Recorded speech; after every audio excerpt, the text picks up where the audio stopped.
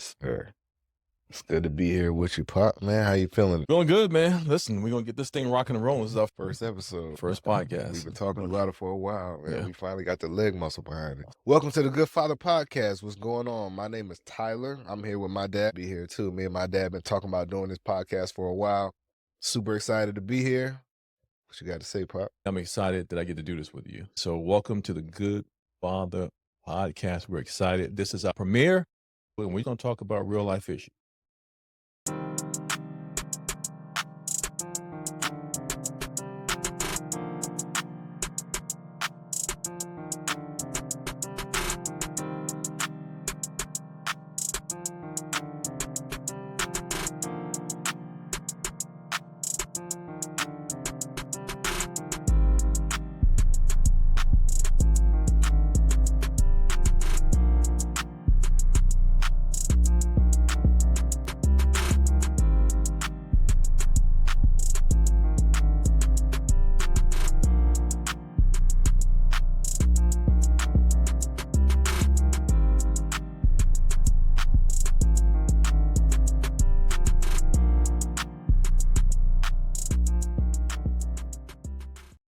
Let's talk about our why. Why a podcast? And maybe you're thinking, another podcast?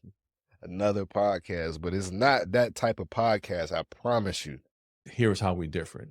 Why are we doing this, Tyler? Why do we think about starting this podcast? That's a good question. Everybody doesn't grow up with the opportunity or with somebody who can impact their life positively. So we want to just be that person and fill that void and continue to be there for people who need help when we're looking for guidance on questions that they may have, they face every single day. You know, we're here for it. Shoot us questions, comments, hit us in the DMs. The link will be down there below with our @ and we're getting it done.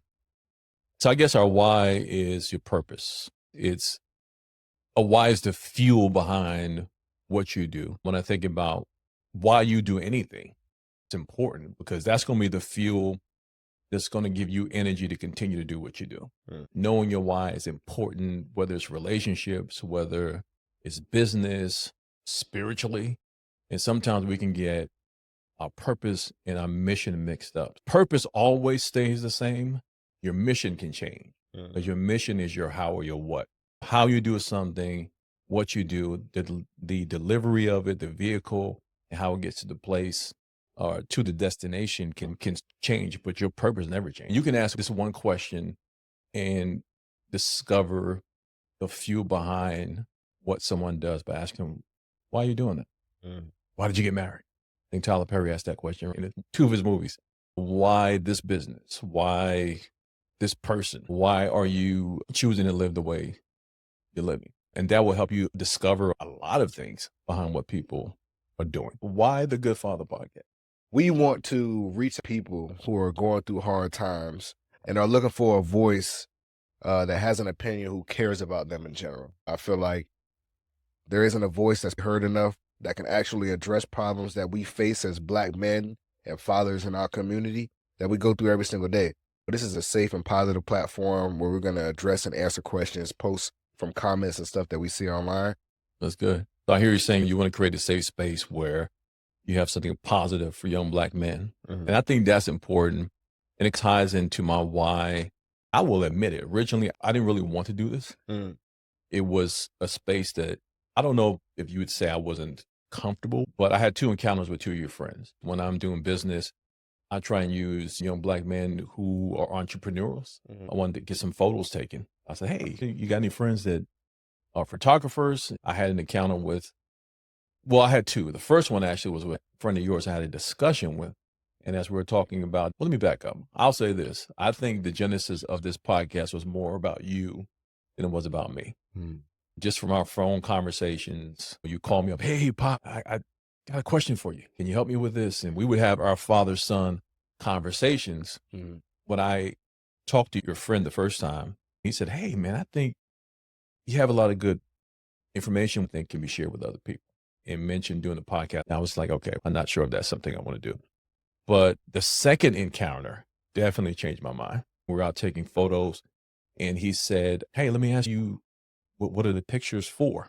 And I shared with him our discussion. I'm watching this young brother, locks, tattoos. He's getting emotional. I said, "Are you okay?"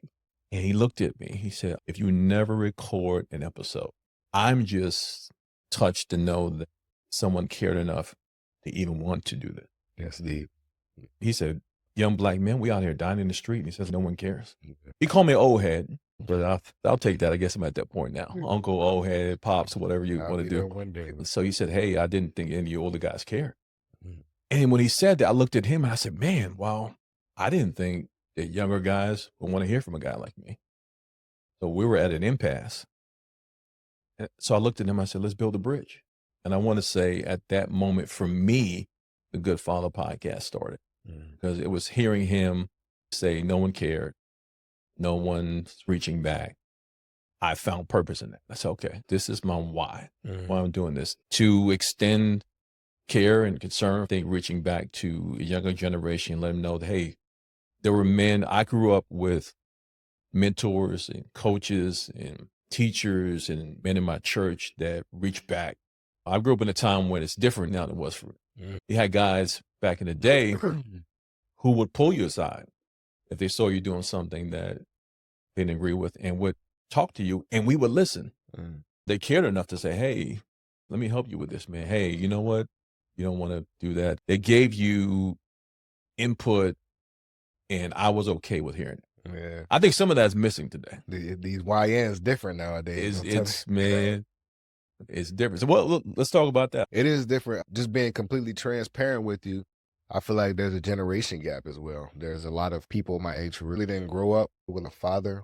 There were a select few that grew up with both parents. And I can say that I'm very appreciative of that carry on with you while you're going into adulthood. And you can actually see that when you get to that age and you're like, man, certain character flaws, certain things that people do, and you're like, man, I wouldn't necessarily do or say that, but to each his own. Seeing you grow up as a young man, now married, getting ready to have a baby, that's something that makes a father proud, to see how you have matured and grown. So I think in seeing how life helped shape you and hearing from you saying, hey, I think this is something that we can share with others, that hopefully they can see that there are things that are positive for a father and son. Having a father in the home, statistically, is a game changer. Yeah, you can look that up on the internet. Having a father is a part of a child's life that impacts them educationally, spiritually, emotionally. And that father will, all from top to bottom, it's a game changer. Having a father in the home present and involved is one thing to have a father who's just in the home. It's a whole other thing to have a father that's positively involved in the child's life. Right. I think having a father in the home who cares about the child, as a part of their lives, that is a launch pad for success. Absolutely. And I'll say, for me, I did not realize what a blessing it was to have a father in my home. You asked, why the Good Father podcast? Why that name? Honestly, it came from a conversation we had. And I remember that I had a good father. Andrew Brown Sr. was an absolute godsend. And my life has been incredibly blessed. And I've never had to look further than my household for my hero. They were asking young kids, who's your hero? People were like, oh, the Hulk, and Superman, and Spider-Man. They would name all this stuff. And they got to me, and I said, my dad. And this kid looked at me and go, your father's not a superhero? I said, to you, he's not. I'm like, to me, he is. It was real because he was someone I can touch. He was someone I can talk to, someone I can hear from. And his story is incredible. Growing up in South Carolina, son of a sharecropper. Your great-grandfather was a sharecropper in South Carolina. And the story my father told me was that when he was in the 7th grade, your great-grandfather got sick. And he had to make a choice. It was either finish school or continue the work of his father, which would save his family. Your grandfather had to take on the responsibility of the household. Can you imagine the 7th grade? That's an incredible weight and responsibility placed on him. And he had to go out in the fields and take on those duties, which helped them not be homeless, put food on the table, money for the family. But I think in that role, he learned about hard work. He learned about character. It helped shape him to be the man that he grew up to be. And that's what he gave me. That's one of many things that he gave me. I didn't realize what a blessing it was until I got to high school and definitely in college. And I started having conversations with other men and young women who did not have a father, no, who went through abuse and neglect and all those issues. And what it did for me, it helped me to have a greater appreciation for him. So I would come home from school and I give him a hug and he's like, man, you all right? And I'm like, hey, I'm good, man. I appreciate the man that you are. And I don't know that I said it to him in those settings or in those moments, but I did learn how important that was to me as a man and seeing him and how he treated my mom in the family, It's very important. Another thing, I'm grateful that I had a good father as well, growing Shit, I'll up. pay you later, man. But genuinely, honestly, man, I appreciate you for everything that you did for me growing up. Now that I'm in my adolescent years and I'm getting ready to share that same light to my child, I'm Can't getting ready wait, to have man. a daughter. You're a grandfather. I'll be able to carry those same qualities though. So all of this is going without saying, I love you, and I hope my life lives as a testimony. God forbid, whenever you pass and leave, Well, I'm gone. whenever you get ready, man, I'm gonna be here, man, to hold it down for sure. And that's legacy, man. I think I love you too. I want you to hear me say that. Now that's important because I don't think we hear that enough from men and definitely not from fathers or uncles or grandfathers. And that's another podcast. I appreciate you. Those affirmations. Love you, man. And I think that's important for men as well because we need to know that we're loved. We need to know we're doing well because it's tough out here in the world And or in men these want to feel streets. appreciated. Yeah, You know? want to feel, but that's part of being human. You want to feel appreciated. As a father, I can say this. Legacy is important. I hear people talk about money and all that's wonderful. But I just go back to thinking about spiritually the impact that has on you. I'm a believer. I love God. And that's the real transfer I want to see for my sons, Absolutely. your brother, your sister, and seeing you hand that down to your children. Because here's the thing: we know on this planet, things fade, they pass, they go out of style, they go in style, they deteriorate. But I think spiritually, that's the only thing you're taking off this planet. This is forever, man. Clothes and money, no.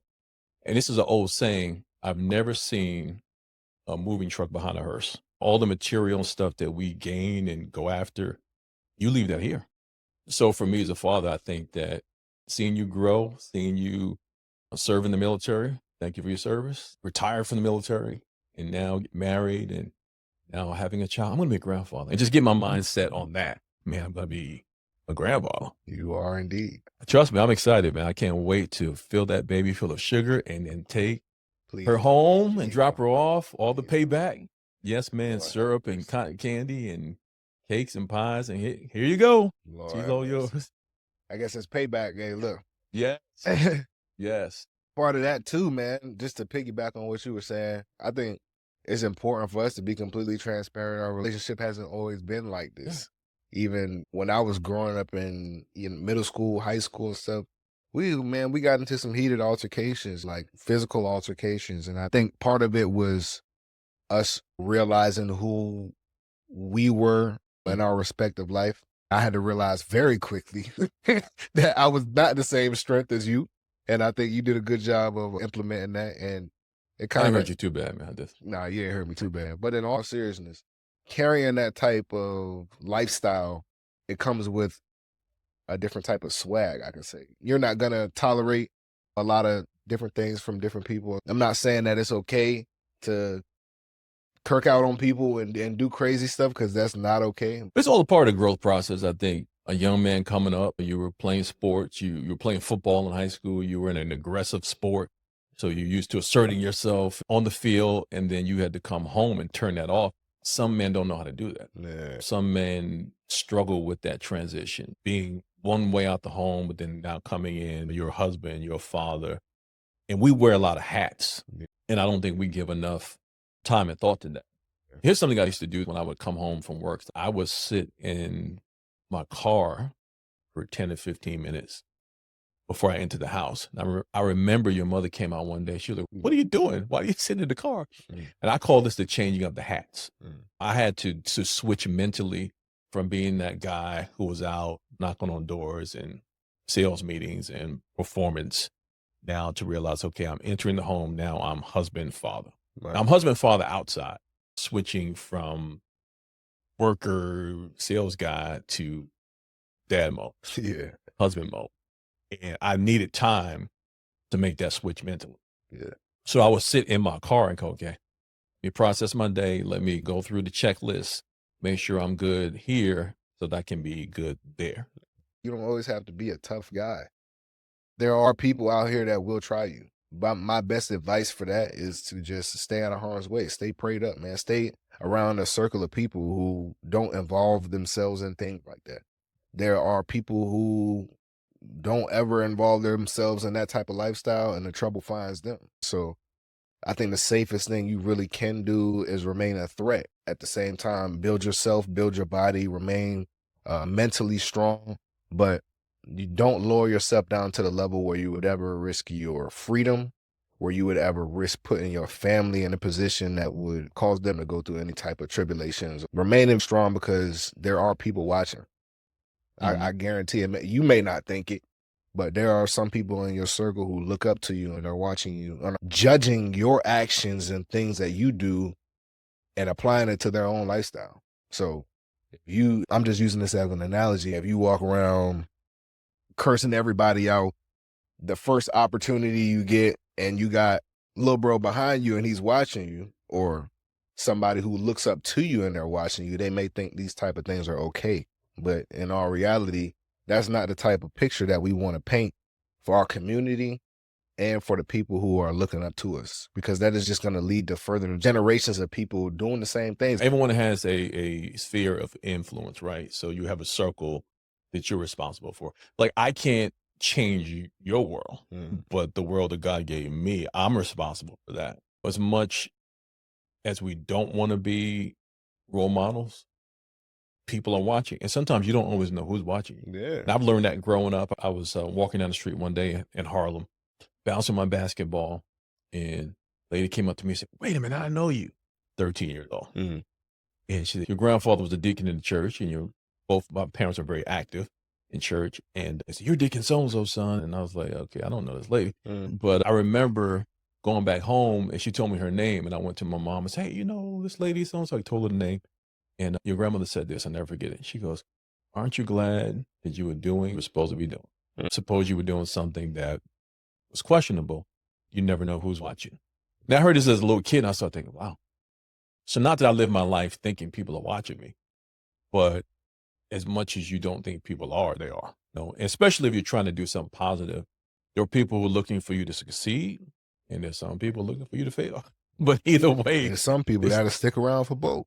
So you got to really be keen to who you have in your circle. Yeah. I've had people come up to me and say, "Hey, I've watched you for years." And the first time I heard that, it scared me. I think for me, hearing that helped me to go, okay, let me make sure I'm living my life truly the way I believe it should be lived, the way God shows me, and not trying to follow other people, but living out what I truly believe I've seen written in his word, and then what I've seen in your grandfather, just seeing that quality man. Yeah. I had a great example to follow. I had a map to follow. Like, I watched him work. I watched him love his wife, married for 40 years. I watched him treat his daughters with love and his son. I watched him be loyal and faithful to God and to his wife and to friends. He wasn't a guy that talked a whole lot. If he was in the room, you wouldn't know he was there. He was just quiet. But he would always say this to me. He said, "Hey, I walk softly, but I carry a big stick." So when he did speak, it was always words of wisdom. Yeah. It was always something I go back to and go, man. In our father and son relationship, we had our challenges. So we're not saying that in our relationship has always been gravy, and It hasn't always been it perfect. has its ups and downs like any father son relationship. So I got a question for you. What are 3 main qualities that you pulled from grandpa that really structured your life and affected you the most? I would say first and foremost, your grandfather was a man of prayer. He was a man that was serious about his relationship with God. No question. I never saw my dad in a questionable position. I'm sure he had some challenges. I'm sure that he had some hiccups in his life, but I saw parts of his struggle. Like, he struggled reading. But what I found incredible about your grandfather, he took whole chapters of the Bible, and he committed it to memory. Mm. So if you would ever ask him to read, he would quote the entire chapter. We had prayer every Monday night at 6 p.m. Now, we were in the room whether we wanted to be or not. Like your grandfather unplugged the cable, unplugged the phone. My 3 sisters and I were in that room, door shut and locked, and you didn't leave. Yeah, you had Now, we didn't know how to pray. to learn it. But here's the thing. We sat and listened to him. He would pray and sing. Musically, I learned how to hit different notes. I listened to your grandfather pray because I would go in my room and practice it. So I would say first is prayer life. I would say second, being loyal. Yeah, We talk about love, and I get that. But what is love without loyalty? that's true. So watching him be loyal to my mother, like I knew when he left home, he was coming back. I knew when he left home, he was going to work at church and he's coming back home. I don't have any half brothers, sisters, and I'm not saying that bad about anybody, but I know that the 3 sisters I have are the only siblings I have because he was dedicated to your grandmother. Your grandfather came to New York City from South Carolina, no high school diploma. He went to Beth Israel Hospital in New York City. He applied for a job as a custodian. They wouldn't hire him. He didn't have an education. Told him he wasn't hireable. He told me what he did is he had about $7 in his pocket. He went to the store. He bought a broom and a dustpan. And he decided that he would show them what he can do. So he went outside the hospital and he started sweeping the streets of New York. Now, if you've ever been to New York City, one thing you will notice that on the streets, it's not necessarily clean. Because I'm from New York, I can say that about my old city. So your grandfather went, he started sweeping outside. Make a long story short, one day he found this out later on. One of the heads of the hospital went to the manager of the custodial department and said, "Hey, man, it was a great idea you had hiring that guy outside the hospital to sweep the street. Our streets have never looked this clean." I said, "I didn't hire anybody outside to clean. What are you talking about?" So he took him to a window. He said, "That guy's been out here for a month and a half. Every day. When I came in the morning, he was out here sweeping the streets." He said, "If you didn't hire him," he said, "you just did." Your grandfather retires 35 years later as the manager of the department that they wouldn't originally hire him by just getting out, working hard, and showing them what he can do. Proving it can be No done. resume, just getting out and saying, "Hey, look at if you can see what I can do outside the hospital, imagine what I can do inside." And that's one of the greatest lessons I've learned from your grandfather. Things can be challenging, but getting out, doing the work, no pay. They didn't pay him for that. He worked for free.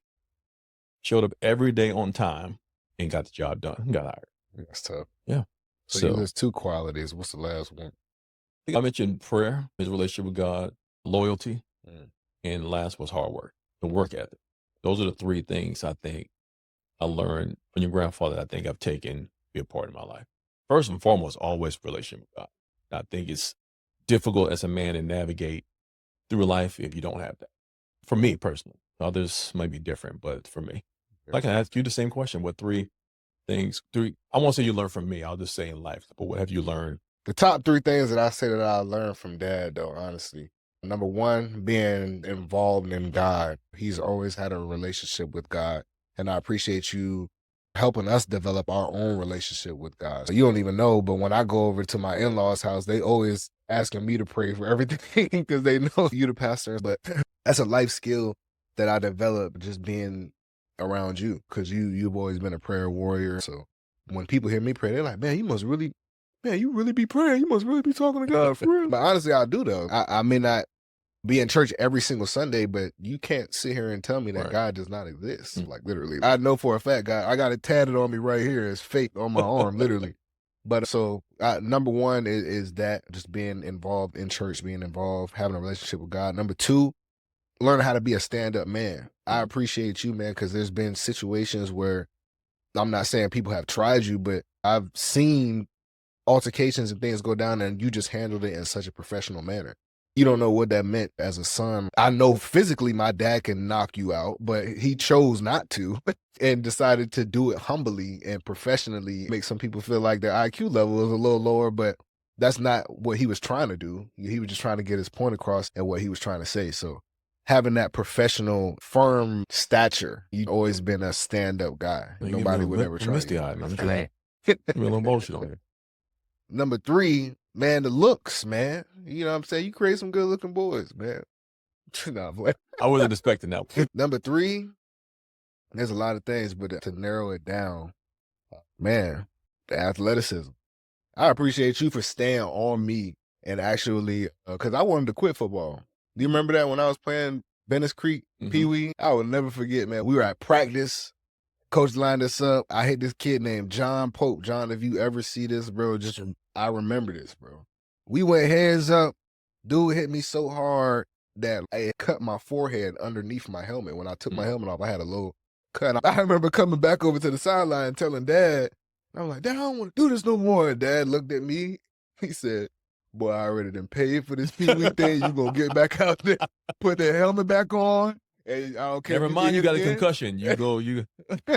One of the things that I learned from that experience was brown men don't quit. But that's been one thing that I took throughout my whole life. Even in the Coast Guard, I can't tell you how many countless opportunities that have been thrown my way where I wanted to quit, but then I would hear your voice, no, you gonna finish. Brown men don't quit. You start what you finish and you gonna do it right. Finishing strong, man. But if we gonna do it, it's gonna be balls to the wall. We going 100%. And I think that's good, man. I think all in or all out. Either I'm 100% or sometimes 150% in or I'm on 0. Yeah. I don't really know how to do things halfway. Yeah. It's full commitment or not.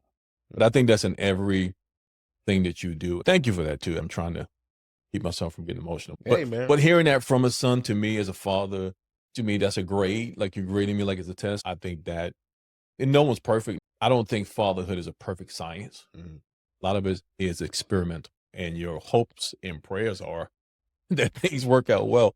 I told you this before in your older sister, that you both were experiments. I was 21 years old when I got married and started having kids. Learned a lot over the years. 32 years later, I've learned some things, but I know that I had great role models. Like I said, your grandfather and other men that I grew up as mentors for me.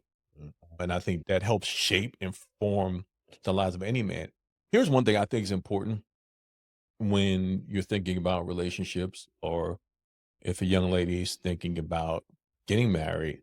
I think one of the questions to ask that man is, does he have mentors? Who does he go to when he has problems? Right. Not just how you respond to it, but who is your sounding board? Yeah. Because every man needs that. Yeah. No man's an island.